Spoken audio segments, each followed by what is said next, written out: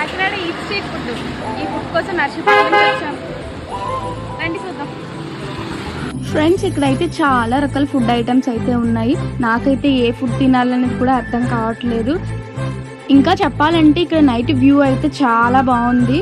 Me friends and family మెంబర్స్తో వచ్చి food enjoy చేస్తూ తినాలనుకుంటే ఇది ఒక బెస్ట్ ప్లేస్ అవుతుంది. నాకైతే ఫస్ట్గా షవర్మా ట్రై చేయాలని అనిపించింది. సో ట్రై చేసేద్దాం రండి. ఇక్కడ షవర్మా అయితే చాలా టేస్టీ ఉంటుందంట. సో మేమైతే ఆర్డర్ చేసిన 15 minutesకి వచ్చింది. ఇక్కడ చాలా రష్గా కూడా ఉంది. మేము చాలా వెయిట్ చేసాము. సో ఫైనల్గా మా ఆర్డర్ అయితే వచ్చింది.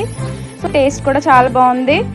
సో నెక్స్ట్ ఇప్పుడు రంజాన్ సీజన్ కాబట్టి నేను మా అన్న హలీం టేస్ట్ చేయడానికి నాగమల్లితోట జంక్షన్కి వచ్చాము. నాకైతే first time experience. So haleem మా చేతిలోకి వచ్చేసరికి చాలా ఎక్సైట్గా ఫీల్ అయ్యాము. ఓకే, టేస్ట్ అయితే ఓకే, పర్లేదు, నాట్ బ్యాడ్.